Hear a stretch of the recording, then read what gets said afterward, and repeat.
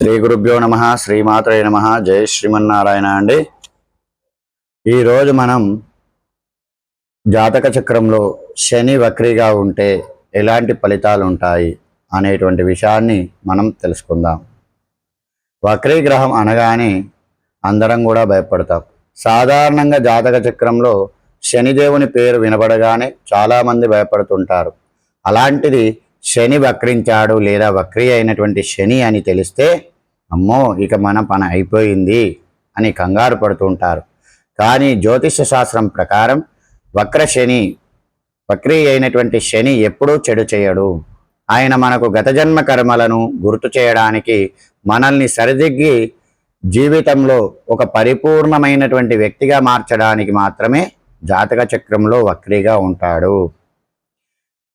మీ జాతకం చక్రంలో శని వక్రించినట్టయితే 1 నుండి 12 భావాల్లో ఎక్కడ ఎలాంటి ఫలితాలు ఇస్తాడో అందరికి కూడా అర్థమయ్యేటువంటి విధంగా మనం తెలుసుకుందాం. ఫలితాల్లోకి వెళ్ళేటువంటి ముందు శని వక్రి అంటే చిన్న ముక్కలో మనం చెప్పుకోవాల్సింది ఏమిటి అంటే, శని గ్రహం భూమికి వెనక్కి నడుస్తున్నట్టుగా కనిపిస్తాడు. వక్రీభవనం అంటారు. ఇది ఒక పెండింగ్ కర్మను సూచిస్తుంది. అంటే ఆ ఇల్లుకు సంబంధించినటువంటి పనులు ఏవైతే ఉంటాయో అవి మళ్ళీ చేయాల్సినటువంటి అవసరం వస్తూ ఉంటుంది, లేదా అక్కడ తీవ్రమైనటువంటి బాధ్యతను మోయాల్సినటువంటి అవసరం ఉంటుంది. లగ్నంలో గనక శని ఉన్నట్టయితే, లగ్నంలో శని వక్రించినట్టయితే ఆ వ్యక్తికి చాలా గంభీరంగా ఉంటారు. అలాగే వయసుకు మించినటువంటి పనితీరు ఉంటూ ఉంటుంది. వీరి జీవితంలో ప్రతిదీ ఆలస్యం జరిగేటువంటి అవకాశం కూడా ఉంది. కష్టపడితేనే విజయం దక్కుతూ ఉంటుంది. వీరు తమను తాము ఎక్కువగా తక్కువ అంచనా వేసుకుంటుంటారు. ఫస్ట్ వీరే తక్కువ అంచనా వేసుకుని ఉంటారు. అలా కాకుండా మిమ్మల్ని మీరు నమ్మండి, బద్ధకాన్ని వదిలేయండి, అయితే అన్ని పనులు సాఫీగా జరుగుతాయి. ఇక 2వ భావంలో గనక శని భగవానుడు వక్రీగా ఉన్నట్టయితే ఆర్థిక విషయాలలో మరియు కుటుంబంలో కొన్ని సవాళ్లు ఉంటూ ఉంటాయి. చిన్నతనంలో ఆర్థిక ఇబ్బందులు ఉండవచ్చు, కానీ వయసు పెరిగే కొద్దీ కొంతగా సొంతంగా డబ్బు సంపాదిస్తూ ఉంటారు. వీరి మాట తీరు కొంచెం కఠినంగా ఉన్నా నిజాయితీగా మాట్లాడతారు. దీనివల్ల కుటుంబంలో చిన్న విభేదాలు వచ్చేటువంటి అవకాశం ఉంటూ ఉంటుంది. ఇక 3వ ఇంట్లో శని వక్రీగా ఉంటే ఆ వ్యక్తికి అద్భుతమైనటువంటి పోరాటం చేసేటువంటి ఫలితాలు ఉంటాయి. పట్టుదల ఎక్కువగా ఉంటుంది. తోబుట్టువులతో, ముఖ్యంగా చిన్నవారితో సంబంధాలు ఒడిదుడుకులుగా ఉంటాయి.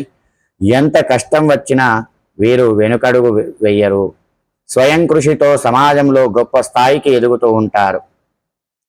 ఇక 4వ ఇంట్లో శని భగవానుడు వక్రీగా ఉంటే మనశ్శాంతికి, తల్లికి, వాహనానికి సంబంధించినది. ఇక్కడ వక్రీ ఉంటే చిన్నతనంలో తల్లి ప్రేమకు దూరం అవ్వడము, లేదా తల్లికి ఆరోగ్యము క్షీణించడం జరుగుతుంది. సొంత ఇల్లు లేదా వాహనం కొనుగోలు చేయడంలో తీవ్రమైనటువంటి ఆలస్యం జరుగుతూ ఉంటుంది. వీరు ఇంట్లో కంటే బయట ఎక్కువ ప్రశాంతతను వెతుక్కుంటూ ఉంటారు. 5వ భావంలో గనక శని భగవానుడు వక్రీగా ఉన్నట్టయితే ప్రేమ వ్యవహారాలు, చదువు విషయంలో ప్రభావం చూపెడుతూ ఉంటుంది. ఉన్నత విద్యలో బ్రేక్ ఆటంకాలు రావచ్చు, కానీ పట్టుదలతో పూర్తి చేస్తూ ఉంటారు. సంతానం కలగడంలో ఆలస్యం అయ్యేటువంటి అవకాశం ఉంటుంది. ప్రేమ వ్యవహారాలలో వీరు చాలా సీరియస్గా ఉంటారు. మోసపోవడానికి ఇష్టపడరు. ఇక 6వ భావం, ఈ 6వ భావంలో గనక శని భగవానుడు వక్రీగా ఉన్నట్టయితే విశేషమైనటువంటి ఫలితాలను ఇస్తూ ఉంటాడు. వీరికి శత్రువుల భయం ఉండదు. ఒకవేళ శత్రువులు ఉన్నా వారిపై విజయాలు సాధిస్తారు. కోర్టు కేసులు, వివాదాలు మంచి విజయం పొందుతారు. అయితే ఆరోగ్య విషయంలో ముఖ్యంగా కడుపు, కాళ్ళ నొప్పులు ఎక్కువగా ఉండేటువంటి అవకాశం ఉంటుంది. ఈ ఆరోగ్యం పైన శ్రద్ధను చూపించుకుంటూ ఉండాలి. అప్పులు చేసేటప్పుడు మాత్రం జాగ్రత్తగా ఉండాల్సినటువంటి సమయం. ఇక 7వ భావంలో శని భగవానుడు వక్రీగా ఉన్నట్టయితే వ్యాపార భాగస్వామ్యాన్ని చూపిస్తుంది. ఇక్కడ శని వక్రీగా ఉంటే ప్రేమ వివాహం ఆలస్యం అయ్యేటువంటి అవకాశం ఉంటుంది.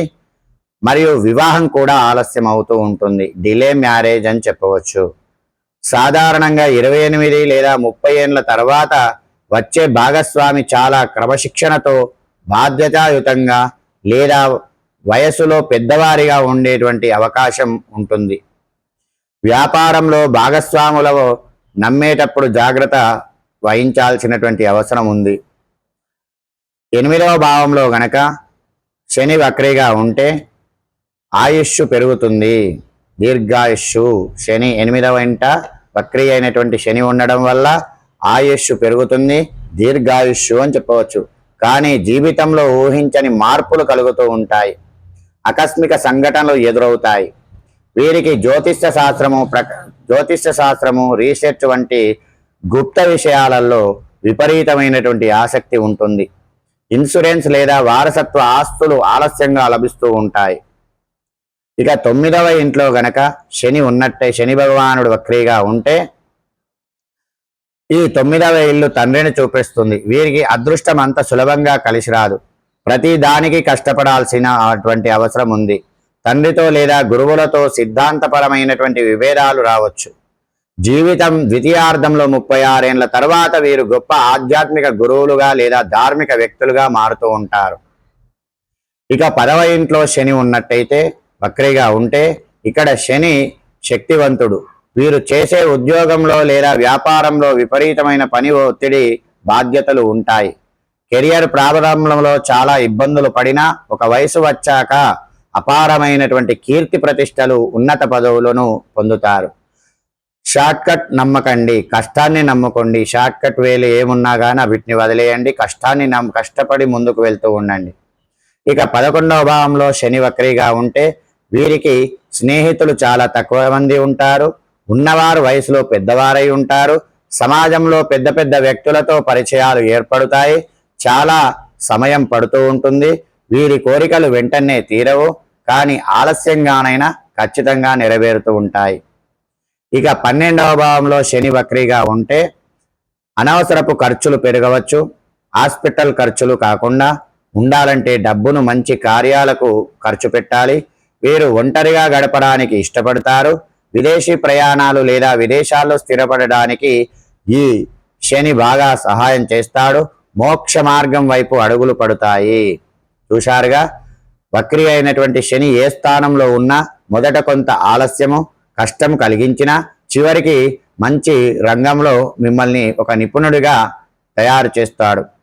శనిదేవుడు కర్మకారకుడు కాబట్టి మనం మంచి పనులు చేస్తే ఆయన ఎప్పుడూ మంచి ఫలితాలనే ఇస్తాడు. ప్రతి శనివారం హనుమాన్ చాలీసాను చదవడము మరియు వికలాంగులకు, వృద్ధులకు, నిరుపేదలకు తోచిన సహాయం చేయడము శనిదేవునికి అత్యంత ప్రసన్నుడవుతారు. మీ జాతకంలో శని ఎన్నో ఇంట్లో వక్రీగా ఉన్నాడో కింద కామెంట్ రూపంలో మాకు తెలియజేయండి. ఈ వీడియో మీకు నచ్చితే లైక్ చేయండి, షేర్ చేయండి, సబ్స్క్రైబ్ చేయండి. నన్ను ఆరాధిస్తున్న మీ అందరికి కూడా కృతజ్ఞతలు. జై శ్రీమన్నారాయణ.